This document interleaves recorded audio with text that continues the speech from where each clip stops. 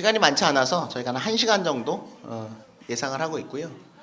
그리고 이제 또 추가적으로 궁금하신 내용은 그 자녀분들의 유학이나 또는 컨설팅 또 SAT 관련해서는 그 나눠드린 그 랭귀지 윌 쪽으로 연락을 해주시면 자세하게 상담을 해드릴 거고요. 그 다음에 자녀분들의 취업이나 또는 학자금, 그 장학금 이쪽은 이게 저희 그룹사인데요. 이제 플러스 커리어라는 회사가 이제 취업을 담당하고 있고 캐플린이라는 쪽이 이제 자격증 교육을 담당하고 있고 그다음에 YNK 어드바이저리가 이제 이민을 담당하고 있고 오른쪽에 보시면 이제 캐플린이라는 데가 이제 학자금을 담당하고 있어요. 그래서 혹시 이제 각 분야별로 전문가분들이 운영을 하고 계시니까 그 나눠드린 브로셔에 보면 있고요. 그리고 이제 별도의 브로셔는 그 랭귀지 윌 브로셔 보시면은 또 대학 컨설팅이나 관련한 내용 있으시니까 문의를 해주시면 될 것 같습니다. 자, 그러면 Q&A를 하죠. 그래서 저희가 사전에 질문을 좀 받았는데요.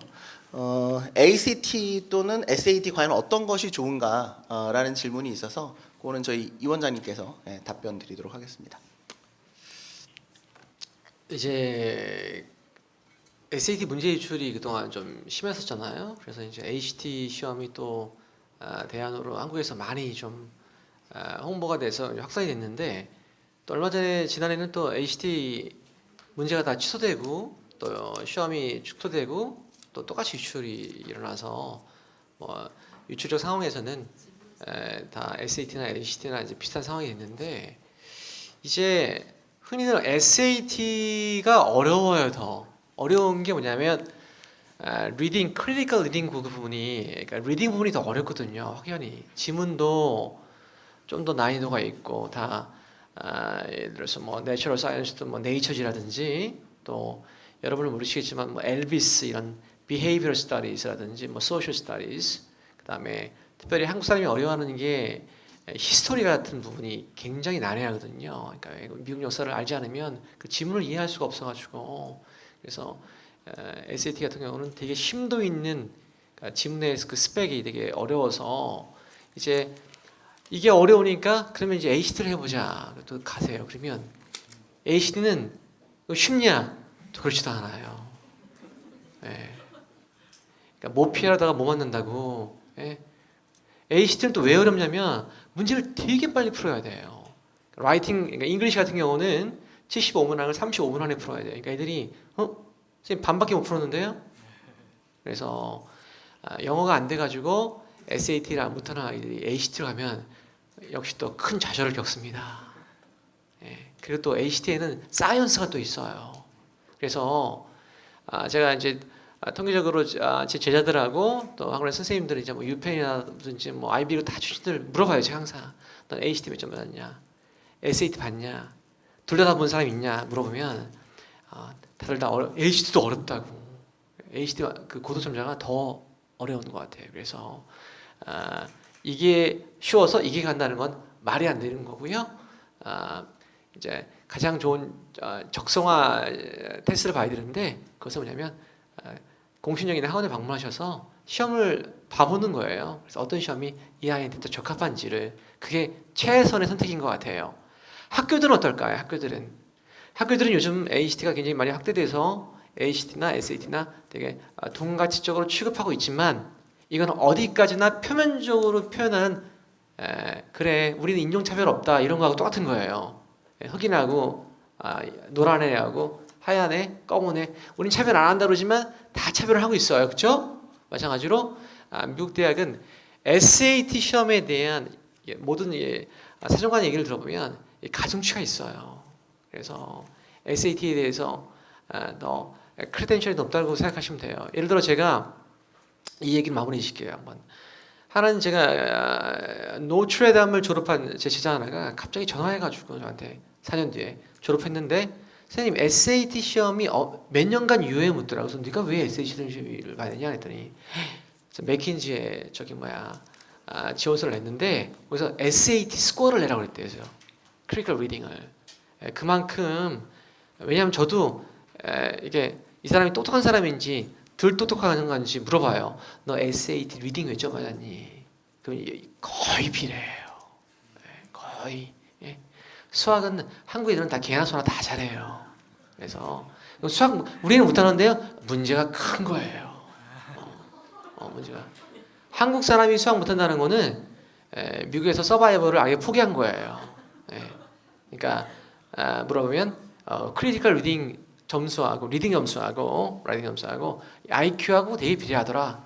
그래서 그만큼 기업에서조차도 SAT 리딩 점수에 대한 엠퍼시스를 갖고 있어요. 그래서 사실은 똑같다고 이해하지만 둘 중에 더 어느 게 좋은 시험이냐고 묻는 그러니까 크레덴셜을 주냐면 SAT가 조금은 더 이렇게 좀 무게감이 있는 시험이라고 보시면 되겠어요. 예. 네, 감사합니다. 여기 주신 것 중에 제가 몇 개 뽑아가지고 이민 관련 질문이어서 저기 정 변호사님께서 답변해 주시면 좋을 것 같은데요. 한 분이 영주권자와 결혼하면 언제 영주권을 받을 수 있나요? 질문이고요. 손을 들으라 그러면 좀 민망하시겠죠? 네. 두 번째가 영주권 3순위 그 진행하는 순서에 대해서 궁금하다 그러셨고, 그 다음에 회계 분야가 아니어도 H1B 혹은 영주권 취득이 가능할까요? 이렇게 이제 세 가지 물어보셨거든요. 네, 각각 다른 분이세요. 네, 그래서 혹시 메모하셨으면 저 마이크로 좀. 네. 영주권자와 결혼을 하게 되면은 신청을 하실 수가 있으세요. 그러니까 영주권자가 자신의 배우자를 초청하는 거죠. 가족 이민의 한 종류인데 카테고리가 가족 이민 같은 경우에는 뭐 1, 2A, 2B, 그다음에 3순위, 4순위 이렇게 나누는데 F2A, 그러니까 2순위 중에서 A 형태로 들어가요. 그러니까 영주권자의 배우자는. 근데 문제는 영주권자의 배우자를 받고 싶어하는 사람보다 허락된 그 개수가 적기 때문에 대기 기간이 있는데 지금 영주권 비자 어벨러블한 대기 기간이 거의 한 2년이 돼가고 있어요. 그리고 접수 신청하는 거는 한 1년에서 1년 반 정도. 그러니까 궁극적으로는 문제가 되는 거는 이제 그분이 한국에 계신 경우에는 자기 2년 정도를 한국에서 계시다가 들어가셔서 영주권을 받으시는 거고, 미국에 계신 경우에는 2년 정도는 다른 걸로 신분 유지를 하시다가 영주권자로 바뀌는 거. 그러니까 조금 시간은 걸리지만 충분히 가능하고, 아니면은 그런 와중에 남편분이나 아내분이 시민권을 취득을 하시면은 또 바로 받으실 수도 있고요. 그래서 배우자를 통한 영주권은 뭐 가장 싸고 빠르고 좋은 영주권입니다. 그리고 두 번째 말씀하시는 거는 3순위의 진행 순서는 어떻게 되십니까? 근데 3순위 취업 이민의 진행 순서는 3단계예요. 크게 첫 번째는 스폰서가, 그러니까 고용주가 노동국으로부터 허락을 받아내는 게 1단계고요. 그러니까 노동국에서 허락을 받는다는 의미는 내가 우리 회사에 이러이러한 포지션이 필요한데 외국인을 쓰겠습니다. 그러니까 외국인은 마음대로 쓸 수가 없는 거예요. 결국은 미국 정부에서 미국의 인력이 없으면은 그때 외국인을 쓰고 걔한테 영주권을 줘라거든요. 그러니까 그 부분에 대해서 허락을 받는 거. 그러니까 내가 쓰는데 노동국에서 허락을 좀 해주십시오라고 이제 그 부분이 1단계고, 그 허락을 받으면 이제 2단계는 이민국에서 승인을 받는 거죠. 그래서 이민국에다가 내가 외국인 노동자를 쓰겠습니다. 그래서 그때는 뭐가 중요하냐면은 이 회사가 이 사람한테 돈을 줄 수 있는 능력이 있는가, 그리고 이 사람이 진짜 일을 할 수 있는 그 퀄리피케이션이 되는가. 그리고 나서 세 번째 단계가 한국에 계신 분들은 주한미 대사관에 가서 인터뷰를 보고 이민 비자 스탬프를 여권에 받아가지고 미국에 들어오시는 거고, 미국에 계신 분들은 본인의 신분을 내 스폰서가 나를 위해서 1단계, 2단계 승인을 다 받았으니까 이제 내 신분을 영주권자로 조정을 해주세요 하고 3단계를 신청을 하시는 거. 그래서 1단계, 2단계, 3단계로 이루어진다는 거고요. 회계 분야가 아니더라도 영주권을 받을 수가 뭐 있습니까? 그런데 뭐 영주권을 받으시는 분들은 정말 다양하세요. 근데 회계 분야라는 거는 전문직이다 보니까, 그리고 취업이 수월하다 보니까 스폰서를 그만큼 많이 찾으실 수가 있는 거고, 또 H1B로도 연결이 수월한 거고, 그래서 좋은 직업 중에 하나라는 거지. 영주권을 받는 데 있어서는 실질적으로 세탁소에서 받으시는 분들, 식당에서 받으시는 분들, 무슨 델리 가게에서 받으시는 분들, 그러니까 정말 다양한 스펙트럼이 존재하기 때문에 그거는 본인에 맞는 쪽으로 찾아가서 어느 쪽에서도 받으실 수가 있으시다, 그렇게 말씀을 드리겠습니다. 네, 감사합니다. 그래서 지금 한 영주권 3순위는 한 2년 정도 보시면 되죠. 지금 또 진행. 3순위가 많이 빨라졌죠. 네. 그래서 한 1년 반에서 2년 반 정도 보고 있습니다. 그러니까 이제 3순위라고 하면은 이제 학사 기자들이거든요. 예, 그다음에 2순위는 석사 이상자들. 예전에 이게 석사는 한 2년, 뭐 석사 사기자들은 근데 학사는 8년 걸려서 왜 뭐죠? 그 뭐 이렇게 노예 계약처럼. 왜냐면 8년 동안은 못 움직이니까 영주권 나올 때까지. 근데 이제 지금 한 2년이면 되기 때문에 예전보다 많이 빨라진 것 같습니다. 그 다음에 액티비티나 에세이 같은 입학에 필요한 것들은 언제부터 준비하는 게 좋은 건가요? 아마 이거는 이제 이 원장님께서 답변을 좀.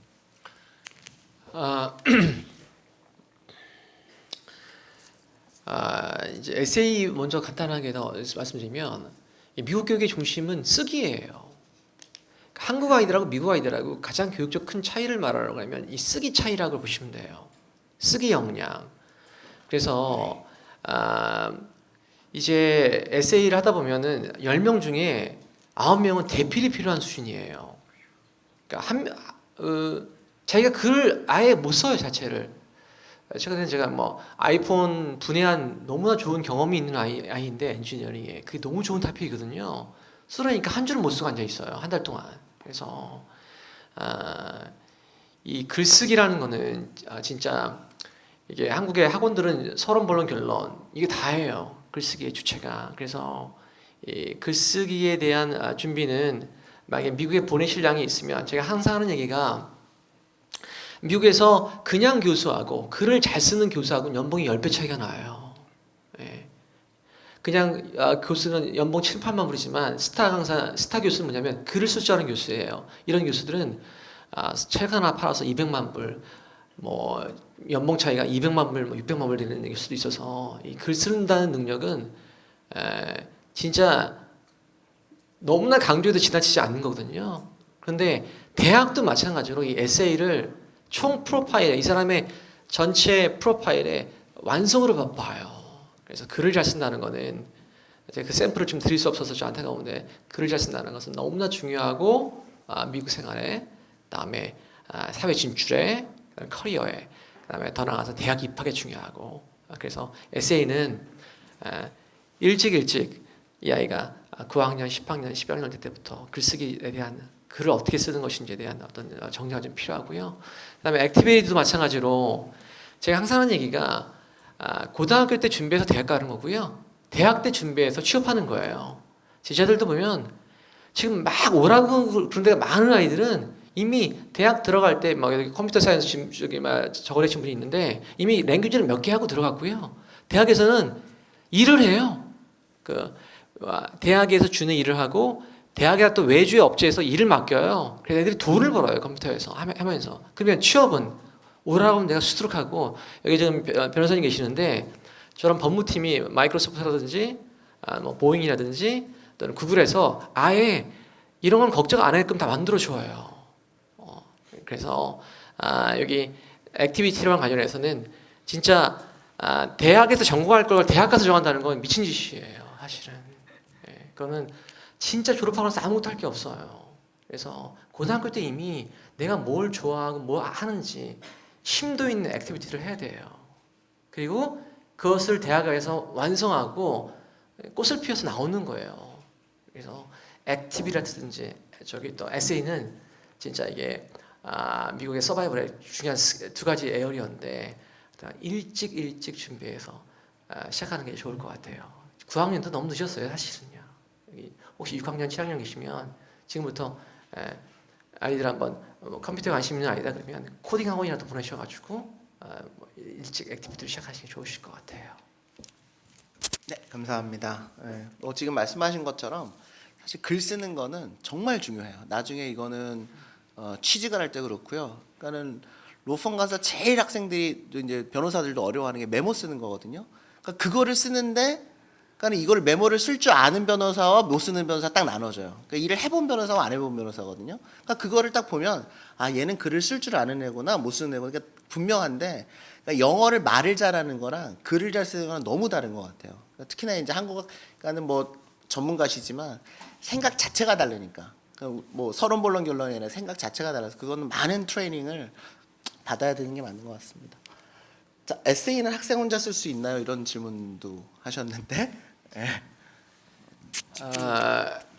한국 학생이 글쓰기가 되게 약하고요. 10명 중에 아까 9명이 글을 쓸 수 없는 그러니까 써보라 그러면 진짜 그 글을 못 써내요. 그래서 그 아이 대부분 대필이 이제 펴던 얘기인데 이건 좀 이제 오프 더 리코드 얘기고요.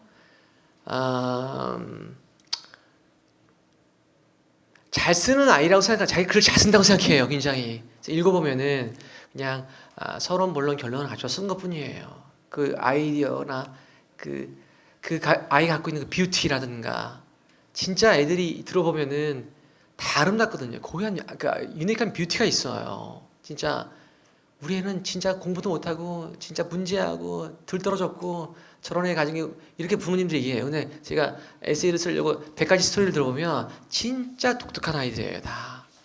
그 아름다움을 끌어내지 못한 거거든요. 누가 끌어내지 못한 거거든요. 그 아이 아름다움을. 그래서 이 나중에 애플리케이션 에세이 쓸 때 뭐 이거 대필이고 뭐 서론 본론 다 봐주다 이런 걸 떠나서 그 아이의 어떤 스토리를 끌어낼 수 있는 그런 훌륭한 멘토가 있으면 그 아이들은 저 애플리케이션 에세이를 쓰면서 어떤 변화가 일어난다고 생각하고 또 그걸 많이 경험해 봤습니다. 예. 네. 그다음 질문 사전 질문인데요. 미국 이민을 생각하고 있습니다. 무엇을 먼저 고려해야 할까요? 이거는 아마 정 변호사님이 답변해 주시면 좋을 것 같으네요. 그거는 제가 아까 말씀드린 것처럼 먼저 고려해야 될 거는 이제 본인의 처지라 그러면 좀 이상한가요? 본인이 어떤 그림을 그리고 있는가 그게 제일 중요하신 것 같아요. 그러니까 다 뭐 미국 가려면 어디 이주공사 찾아가서 비숙련으로 가야 된다더라. 그러면은 그게 맞는 분도 있지만 안 맞는 분들도 있거든요. 그러니까 그리고 뭘 하려면 뭘 해야 된다더라 해서 그렇게 가시는 게 아니고 본인에 맞는 프로그램을 찾아서 본인에 맞는 비자와 본인에 맞는 영주권 프로그램으로 가셔야 된다라는 거. 그래서 처음 생각하실 때는 그 부분부터 생각하시는 게 중요하다고 생각을 합니다. 잠깐 그러면 이게 미국 갈 수 있는 루트를 좀 설명을 드릴게요. 저희 프로그램이긴 한데, 그러니까 이거 말고 혹시 다른 루트가 있으면 알려주시면 좋을 것 같아요. 제가 지난 11년 동안 한국에 계시는 분들이 미국에 가서 취업을 하려면 어떤 루트가 있을까 보면은 첫 번째는 J1이라는 비자예요. 그러니까 인턴 트레이닝이거든요. 그러니까 보통 대학생들이 가는 거고 대학 졸업한 지 1년이 안 된 친구들이 J 비자는 1년에서 1년 반을 갔다가 다시 돌아오는 게 원칙이에요. 인턴이고. 그러니까 박근혜 정부 들어서 K-무브 한다 그래가지고 다 해외 취업했다. 다 거짓말이거든요. 왜냐면 취업이 아니에요. 비자가 다 이 J 비자로 가는 거고 인턴으로 가는 거였거든요. 근데 이제 1년 갔다가 이제 취업 비자인 H1 비자로 바뀌는 경우도 있습니다. 근데 대부분은 이게 문화교류 비자이기 때문에 다시 돌아오는 거고. 그래서 지금 대학생 같은 경우는 J 비자로 가는 것도 괜찮아요. 돈을 받습니다. 뭐 시간당 10불, 뭐 12불 이렇게 돈을 얼마 정도 받기 때문에 어느 정도 생활은 되지만 가족이 이거를 J 비자로 가서 10불을 받고 일한다 이거는 이제 말이 안 되는 거고요.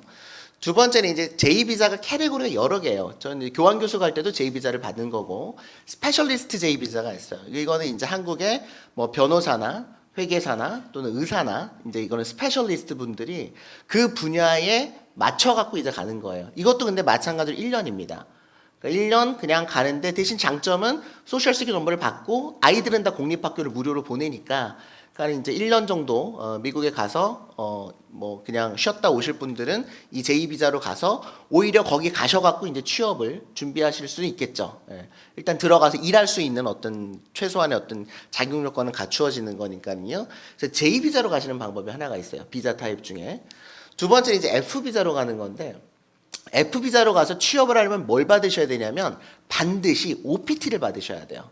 왜냐면 이 OPT가 없으면 학생 비자를 가지고 어디 가서 돈을 받으면서 일하는 거는 CPT 한 조금 기간을 빼놓고 전부 다 불법이란 말이에요. 그러면 예를 들면 뭐 구글이든 뭐 골드만삭스든 이런 글로벌 기업에서는 학생 비자를 갖고 있는 학생이 CPT를 신청하지 않는 이상에는 받을 수가 없어요. 법적으로 불법이니까. 물론 이제 한국에 있는 미국에 있는 조그만 무슨 이런 한국 회사들은 캐시를 줘요. 캐시를 준다는 건 뭐냐면 불법이라는 얘기거든요. 세금을 안 내겠다는 얘기예요. 그러니까 그런 조그만 회사들은 이렇게 뭐 학생들도 쓰고 불법 재료들도 뭐 식당에서 아르바이트해서 뭐 몇천 불씩 벌긴 하지만 제대로 커리어를 가져가려면 OPT를 받아야 되는데 OPT를 받는 법적인 전제 조건이 뭐냐면 미국에서 코र्스웍을 마쳤어야 돼요. 그러니까 ESL은 백날 해봤자 OTPT가 안 나와요. 학위가 아니기 때문에. 그러니까 최소한 1년 이상을 체류하면서 무슨 코र्스를 마쳐야 되는데 이제 뭐 UCLA나 뭐 UC 버클리 같은 큰 학교들은 1년 서티피케이트 과정이라는 게 있어요. 그래서 그 서티피케이트는 학위는 아니지만 1년이 끝나면 1년 동안 OPT를 줘요. 그러니까 그 사이에 이제 취업을 해갖고 H1으로 바뀌는 경우가 있고요. 두 번째는 이제 MBA처럼 석사를 가는 거죠. 뭐 꼭 MBA는 이제 하나의 그 샘플이지만 석사를 하면은 내가 학사학위가 있으니까 석사를 입학하자마자 뭘 하셔야 될까요? 취업을 준비를 하셔야 돼요. 그래서 내가 학사학위를 가지고 H1을 들어가야 돼요. 석사가 끝나기 전에. 그리고 석사가 끝나면은 석사 박사 캡 2만 개를 가지고 다시 한번 H1을 들어갈 수가 있는 거죠. 그래서 석사를 가실 때는 취업 준비는 다 한국에서 끝나고 가셔야 되는 거예요. 그래서 가자마자 바로 H1이 들어가서 추첨을 한번 돌려봐야 되는 거죠. 그래서 이제 F1을 통해서 OPT 플러스 H1으로 가는 방법이 있어요. 그러니까 지금 J비자를 통해서 가는 건 취업이라고 하기 어렵지만 어쨌든 교두보는 마련할 수가 있다. 두 번째, 저를 포함한 거의 글로벌 기업에 취업한 대부분의 유학생들은 다 F1, OPT, H1이에요. 예, 중간에 결혼하지 않는 이상에는. 그 다음에 이제 여기서 바로 영주권을 받아버리는 거죠. 근데 영주권을 받는 게 이제 보통 2순위, 3순위. 예, 그 3순위 중에 이제 언스킬드가 이제 닭공장 그쪽이고 비숙련이고 이제 2순위, 3순위, EB2, EB3인데 이게 지금 한 2년 걸린다는 거죠. 이거는 한국에 계시면서 영주권 진행이 될 수가 있어요. 그래서 이 영주권을 다 받고 미국으로 들어가시는 방법이 제일 좋다는 거죠. 그러면 뭐 비자고 뭐고 이제 필요가 없어지는 거니까. 그 다음에 이제 저희는 그 다음에 취업까지 저희가 이제 매칭을 하기 위해서 이제 교육을 시키는 거죠. 아까도 보셨지만 1등서부터 5등까지는 IT예요. 100등까지 쭉 순서가 있거든요. 근데 아까 보셨는지 모르겠지만 6등이 어카운팅이에요. 그나마 우리가 숫자를 갖고 가는 게 한국 사람들, 외국 사람이 취업하기가 편하기 때문에 저희가 해보니까 회계로 취업을 시키는 게 그나마 용이하구나. 아니면 전부 다 코딩 교육을 지금 시킬 수는 없잖아요. 40 넘으신 아버지를 코딩을 가르쳐가지고 인도 애들 산불 받는 애하고 10년 애들하고 경쟁을 시킨다는 건 사실 거의 힘들어요. 그래서 이제 근데 어카운팅은 처음부터 시작을 하셔도 한 2년만 저희가 가르치면 다른 애들 10년 할 거를 우리가 할 수가 있다는 거죠. 그게 한국 학원의 힘이잖아요. 한국 사교육의 힘은 엄청나요. 미국에서 제가 깜짝 놀랐던 것 중에 이제 우리 그 CP 교육학원이 따로 있는데 60%는 비전공자예요. 그러니까 경영학과 전혀 상관없는 분들이 다 CP를 준비하셔서 저도 법대인데 CP를 했으니까 그러니까 체대 뭐 음대 다 그런 분들이 CP를 하시거든요. 근데 미국에서 저희가 음대 나온 친구를 회계법인에다가 CPA 합격했다고 하니까 얘는 천재인가 보다 그래요. 야, 어떻게 음대를 나왔는데 이 어려운 CP를 붙었냐라고 얘기를 하더라고요. 그렇게 얘네들 어렵다고 생각하나 봐요. 사실 이게 어렵지 않은데 왜냐하면 한국 공인회계사 시험으로 따지면 공부량이 5분의 1밖에 안 돼요. 미국 공인회사가. 그러니까 그만큼 이게 어렵지 않은 뭐 물론 이제 한 2년을 열심히 하셔야 되는데 그리고 나이가 30대도 충분히 하실 수 있고 40대도 하실 수가 있고 사실 제가 이거를 시작하게 된 계기도 미국에 가서 60대신 분들이 이제 CPA를 하시고 싶다고 하셔가지고 가르쳤는데 60대신 분이 합격을 하셔가지고 이제 취업을 도와드리다 보니까 이게 어떻게 시작을 했는데 그래서 이제 뭐 세무사나 회계사 쪽으로 공부를 하셔서 취업을 하는 그러니까 이런 루트들이 있어요. 그러니까 J1 비자를 통해서 이민은 아니죠. 또는 F1 비자를 통해서 그 다음에 아예 여기서 영주권을 받으셔갖고 취업을 하는 이 이외의 루트가 있으면 알려주세요. 이 이외의 루트는 없습니다. 네. 물론 있죠. 결혼을 하는거나 아니면 아까 질문하신 분처럼 영주권자랑 뭐 이제 결혼하거나 제일 좋은 건 시민권자랑 결혼하시는 거예요. 영주권자 결혼하면 2년 동안 이게 펜딩 상태이기 때문에 비자를 다른 걸로 유지를 하셔야 되거든요.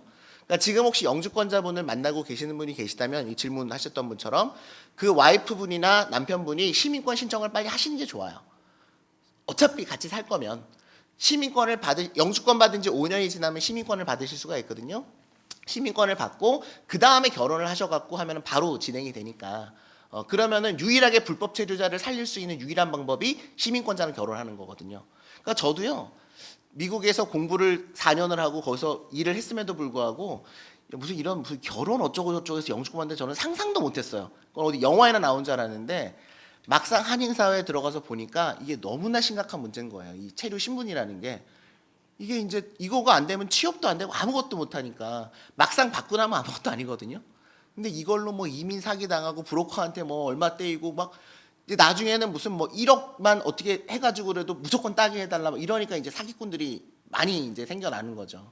그래서 처음서부터 이거를 잘 준비하셔가지고 한국에 계시면서 하는 게 특히나 자녀분들이 지금 계시면 그게 제가 볼 때 가장 중요하다고 이제 생각이 듭니다.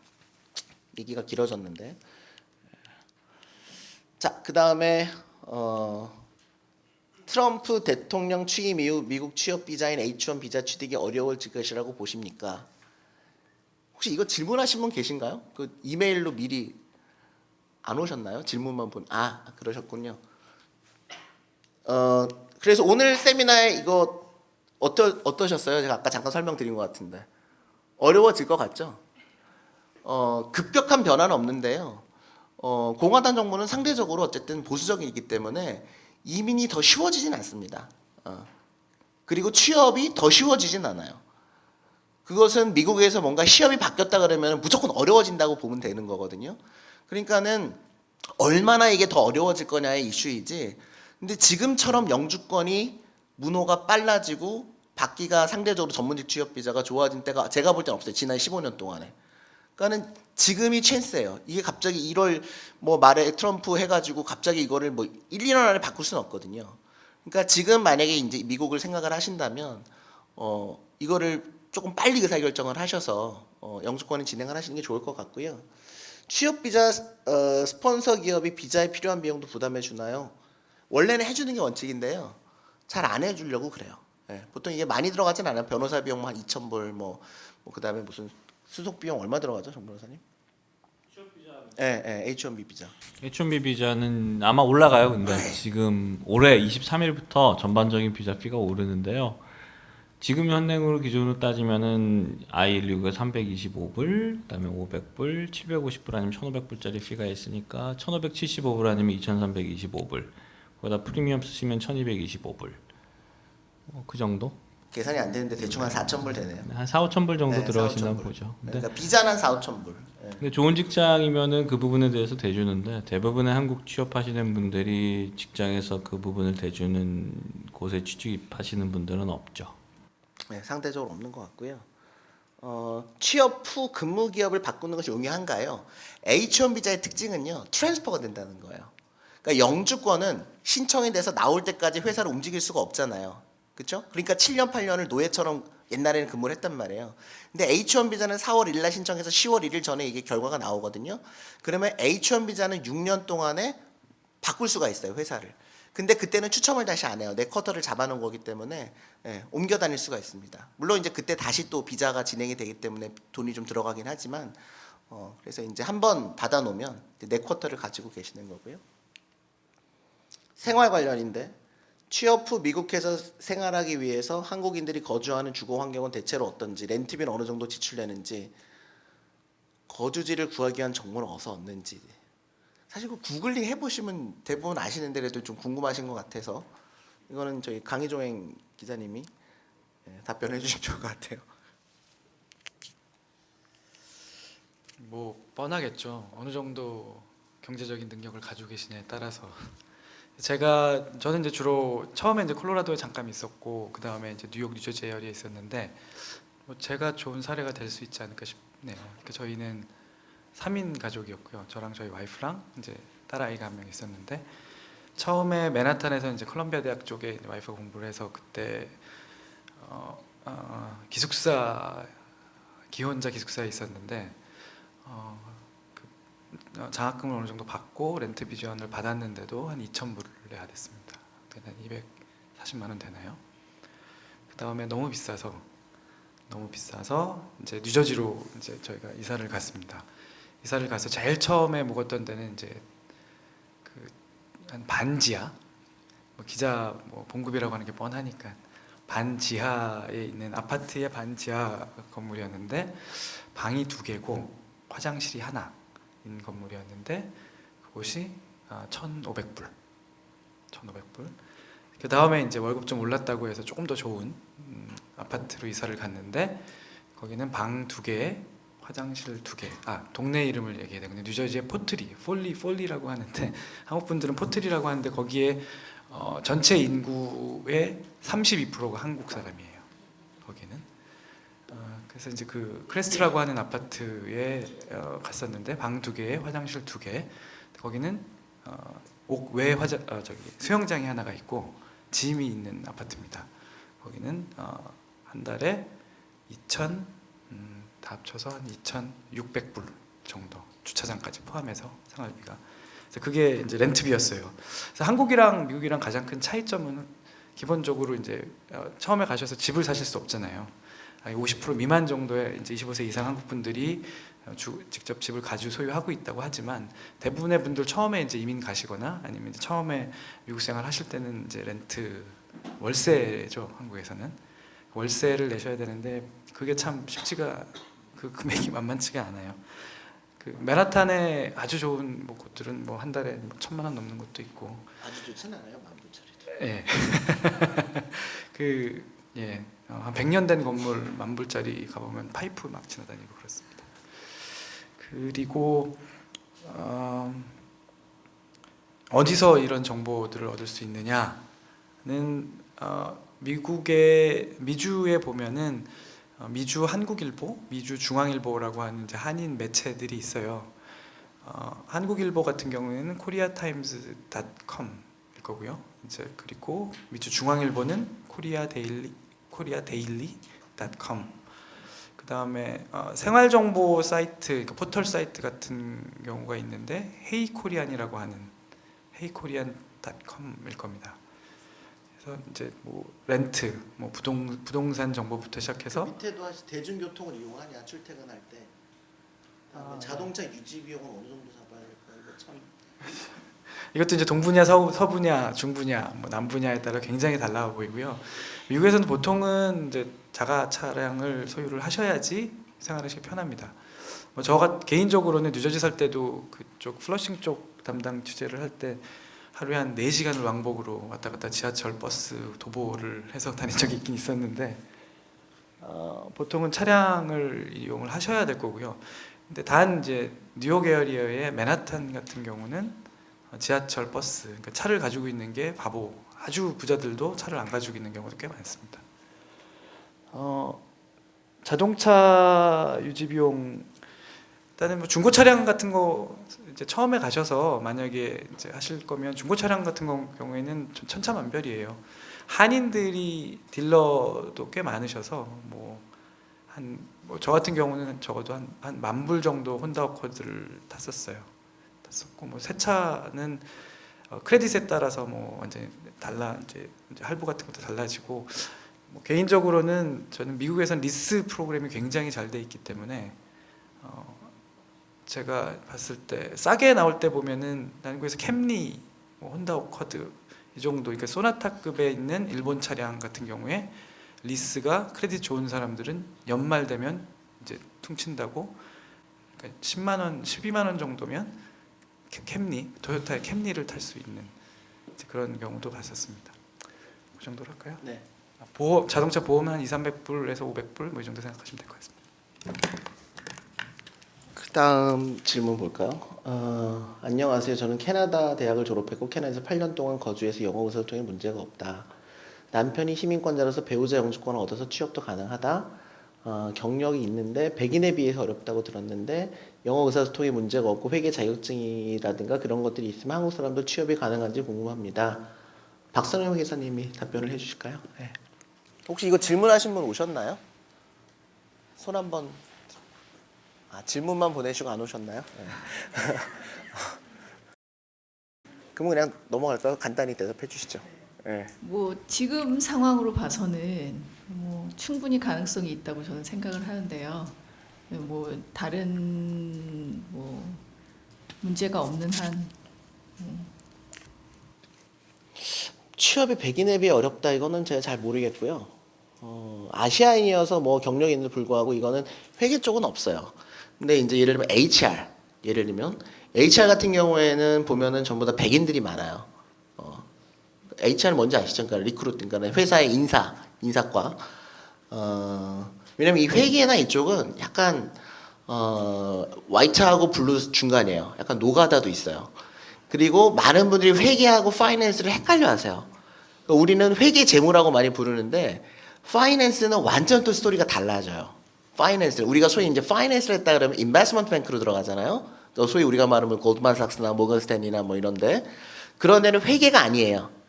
회계는 어디로 들어가면 회계 법인으로 들어가든지 일반 프라이빗 일반 기업의 회계팀으로 들어가든지 뭐 국세청으로 들어가든지 이게 회계 쪽이고 그다음에 이제 인베스트먼트 뱅크는 또는 헤지 펀드는 증권사는 이거는 파이낸스거든요. 파이낸스는 한국에서 뭐 미래에셋에서 10년 경력이 있다. CFA를 했고 내가 굉장히 뭐 큰 뭐 몇백만 불을 굴려봤다. 그래도 미국에서 취업이 안 돼요. 굉장히 보수적인 집단이에요. 더구나 어떠냐면 월스트리트 같은 경우에는 스탠포드 출신들을 안 뽑으려고 그래요. 반드시 NYU를 나왔거나 컬럼비아 나온 애를 뽑으려고 그래요. 그만큼 지역색도 강해요. 파이낸스. 근데 회계는 전혀 그렇지가 않아요. 그래서 이제 외국인들한테 좀 유리한 분야가 회계고요. 그러니까 이제 저희가 중국 팀도 있거든요. 중국 직원들이 20명이 넘는데 이상하게 중국 유학생은 전부 다 파이낸스 전공이에요. 그리고 학교들도 보면 다 MBA를 너무 좋은 데서 한 거예요. 뭐 유펜에서 한 애도 있고 뭐 유펜 와튼 제일 좋은 MBA 중에 하나인데 근데도 취업이 안 되는데 그 이유가 뭐냐면 전부 다 파이낸스만 가려고 그래요. 그럼 파이낸스에서 뭔가 루트가 엔트리를 뽑질 않아요. 그렇게 경력이 없는 애들을. 그러니까 얘네들은 처음에 들어가서 경력을 쌓았어야 되는데 그냥 공부만 열심히 한 거죠. 학점 다 너무 좋은데 근데 이 경력 없는 그냥 학점 좋은 애들을 안 뽑아버리는 거죠. 그래서 이제 한국에서 아무리 뭐 경력이 좋으셔도 미국 경력이 없이 파이낸스는 거의 불가능하다고 보시면 되고 상대적으로 회계는 이제 무급 인턴십도 많고 이제 무급으로 이렇게 써주는 데도 좀 있어요. 근데 파이낸스는 그것조차도 없어요. 왜냐하면 굉장히 센서티브한 정보들이 많기 때문에 이게 한 명 인터뷰 잡는 것도 어려워요. 들어가는 것도 어려워요. 회사 들어가는 것도. 그래서 이제 조금 다른 스토리가 있다. 그래서 우리는 그냥 회계 재무 이렇게 싸잡아 갖고 많이들 얘기하시는데 좀 많이 다르다라는 거를 하셨으면 좋겠고요. 그다음에 학부를 한국에서 나와서 직장 혹시 이거 질문하신 분 계신가요? 직장 생활 중인데 미국에서 직장 생활하고 싶다. 비자를 지원해주는 미국 회사를 이직할 수가 있느냐? 질문하신 분 계신가요? 안 오셨나요? 안 오셨으면 이거 넘어갈게요. 미국에서 취업 및 인턴을 위해 상해 준비할 것이 뭐가 있나요? 비자 준비하셔야 되고요. 그러니까 저는 이런 질문 되게 많이 받거든요. 근데 조금 심하게 얘기하면은 미국 취업의 핵심이 지금 많이 달라졌어요. 영어나 뭐 이런 게 아니에요. 비자고 영주권이에요. 이게 너무 안타깝지만 그 다음이 경력이에요. 세 번째가 인맥이에요. 미국 취업은 이 세 가지입니다. 경력이 너무 중요해요. 그러니까 우리나라는 자꾸 자격증을 중요하게 생각하거든요. 미국에서 CPA 자격증 별로 인정해주지 않습니다. 그러니까 우리나라 사람들이 착각하는 것 중에 하나가 학점이 좋고 자격증을 땄으니까는 나는 취업할 때 유리하겠지. 그렇지 않아요. 학점은 3.5 왔다 갔다 하면 충분해요. 3.0이 넘어는 가야 되겠죠. 3.0이 안 되면 이력서에 쓰지 말라 그래요. 굳이 그거를 네가 쓸 필요 없다. 자랑스럽게. 왜냐면 이력서는 통과가 돼서 인터뷰를 잡는 목적인데 거기에 내 단점을 너무 많이 쓰면 안 돼요. 그러니까 이력서부터 다시 다 써야 돼요. 글 쓰는 것도 다르고 그러니까 미국식 이력서를 써야 되는 거죠. 한 장이거든요. 그리고 인터뷰는 정말 수백 번을 해야 돼요. 미국식 인터뷰를 해야 되니까. 근데 이제 그거를 하는 전제 조건은 뭐냐면 경력이 있어야 돼요. 그러니까 미국 애들은 아까 뭐 원장님께서 말씀하셨지만 액티비티를 하잖아요. 어렸을 때부터. 하다못해 뭐 어디 소방서 가서 발런티어로도 해요. 근데 우리나라 학생들은 특히나 그 미국에게는 1.5세들은 부모들이 공부만 시켜요. 그러니까는 그리고 대학 가서도 공부만 하라 그래요. 그리고 유학생들은 여름방학 때 여기로 와버려요. 한국에. 완전 미친 짓이에요. 한국에 여름방학 때 완다는 거는 무슨 말이냐면 인턴 안 했다는 얘기거든요.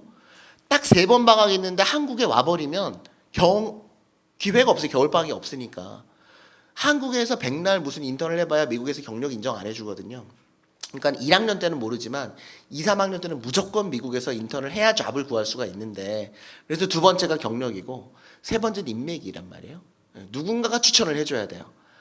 지금 이제 말씀드렸듯이 글로벌 기업들을 가려면은 저희가 추천해 갖고 갈 수가 없어요. 왜냐하면 엔트리 레벨을 뽑는 루트 자체가 이런 HR 회사에 리퍼를 안 받아요. 구글 같은 데는. 얘네들은 캠퍼스 리크루터가 있어서 2학년, 3학년 때 좋은 학교들을 다 돌아다니면서 애들을 미리 뽑는 거예요. 그리고 3학년 때 3개월 동안 얘네들을 같이 일을 시켜봐요. 그리고 나서 딱 3개월 여름방학 인턴이 끝나면 풀타임 오퍼를 줘요. 너 내년에 1년 있다가 졸업하고 우리 회사 와라. 그렇기 때문에 미국 애들은 4학년이 되면 내가 어느 회사 갈지가 어느 정도 다 정해져 있어요. 근데 한국 애들은 언제 찾아오냐면 4학년 2학기 졸업할 때쯤 돼갖고 찾아와요. 첫 번째, 어디다가 원서를 넣어야 되냐요. 금이 이미 끝났어요. 왜냐면 루트 자체가 없어요. 뭐 빅4든 뭐 큰 뭐 인베스트먼트 뱅크든 큰 기업들은 이미 3학년 때 다 뽑아버렸기 때문에 나머지 한 10% 정도가 있는데 그건 뭐냐면 그 기업의 CEO의 뭐 아빠가 친구야.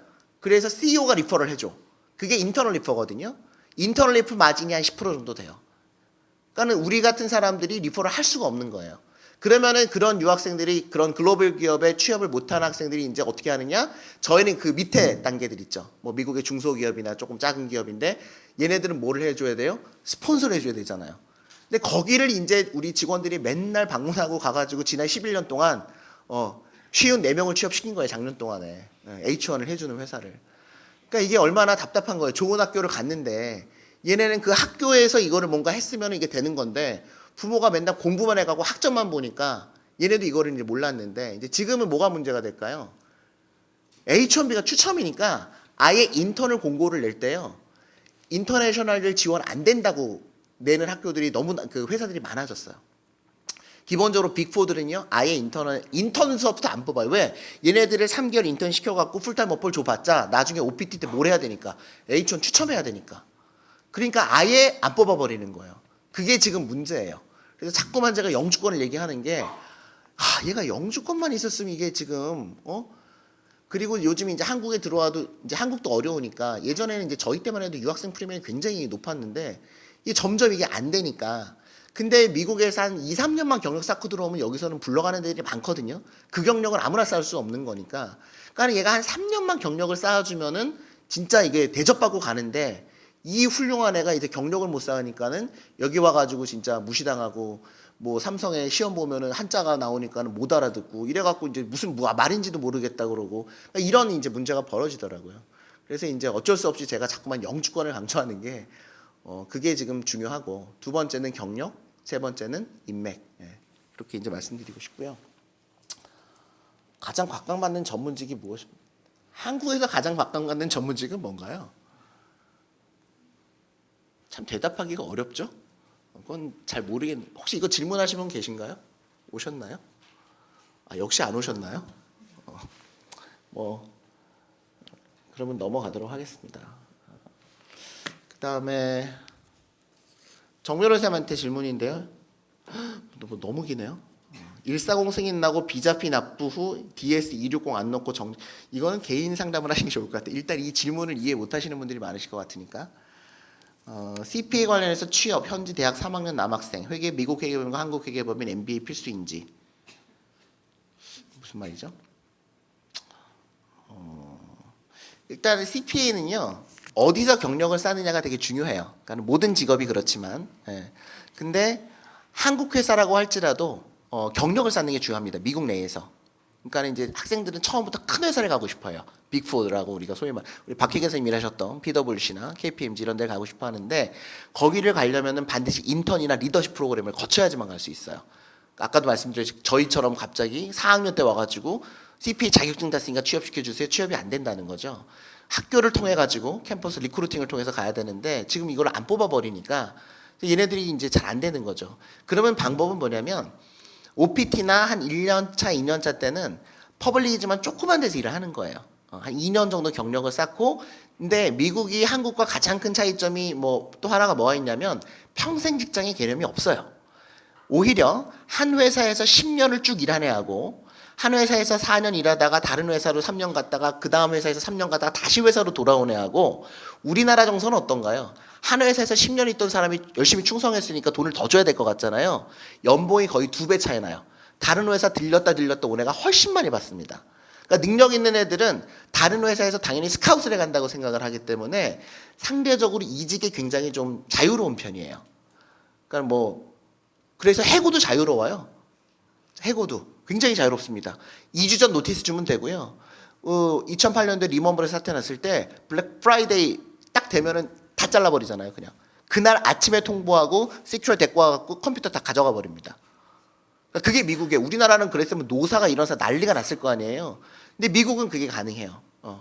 그만큼 이게 그리고 무슨 울고불고 이런 거 안 해요. 뭐 한국은 이제 뭐 하면 송년 파티하고 뭐 이런 거 하잖아요. 그런 거 없어요. 인정머리가 없긴 한데 그래서 이게 좀 이직이 자유로운 편이에요. 뭐 상대적입니다. 그래서 한 2년 정도에서 3년 정도는 조금 작은 데서 경력을 쌓고 그리고 나서 한번 옮기고 또 한 2, 3년 경력 쌓고 그 다음에는 큰 데로 옮기시는 게 충분히 가능해요. 그러니까 저희의 스트레티지예요. 그러니까 얘가 어디 가고 싶은지를 상담을 해야 돼요. 뭐 하고 싶냐. 회계도 분야가 너무나 다양해요. 우리가 모르는. 그래서 어디를 가고 싶은지에 맞춰갖고 이게 대학교 때부터 컨설팅이 이루어져야 되는 거죠. 아까 원장님이 고등학교 때부터 전공을 정하셔야 된다 그랬잖아요. 정말 맞는 말씀이거든요.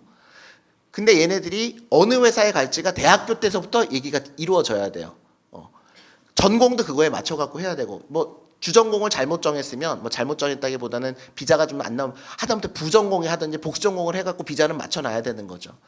그리고 한 3학년 때는 결정이 돼야 돼요. 내가 어느 루트로 가겠다. 공부만 열심히 해서는 안 된다는 거죠. 그게 이제 조금 다른 것 같아서 뭐 MBA가 필수는 아닙니다. 회계사는요. 또 이런 일반적인 프로페셔널들은 미국은 학력을 별로 보지 않아요. 미국 공인회사 협회 회장도 학사학위 출신입니다. 박사가 없는 사람들이 많아요. 미국에서 박사했다는 거는 교수를 하겠다는 얘기지. 왜냐하면 내가 프로페셔널 잡을 가지려고 하는 사람들은 빨리 경력을 쌓는 게 훨씬 중요하다고 생각하기 때문에 가방끈이 길다고 뭐 이렇게 많이 인정해주지 않습니다. 가방끈이 길어야 되는 건 어느 분야냐면 이제 IB들. IB는 이제 기본적으로 MBA를 해야 돼요. 네, 기본적으로. 그래서 이제 학사학위 끝나고 보통 한 2년 일을 하면은 둘 중에 하나는 잘리거나 아니면은 나가서 MBA를 하고 와요. 네, 보통 이제 IB들은. 근데 이제 회계나 뭐 일반 쪽은 굳이 석사를 하실 필요가 없어요. 학사로도 충분히 빨리 경력을 인정을 받아가지고 잘 하실 수가 있기 때문에 MBA가 필수는 아닌데 왜 필수가 돼버릴 수가 있냐면 비자 때문에.